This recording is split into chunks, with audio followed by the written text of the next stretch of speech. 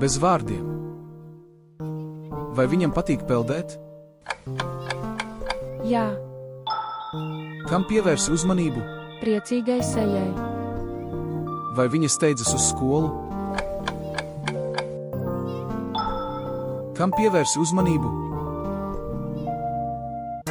Vai viņam ir bailes no zirgiem?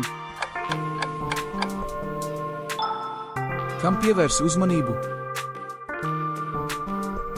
Vai viņai tas garšo? Kam pievērsi uzmanību? Vai viņš jūtas vesels? Kam pievērsi uzmanību?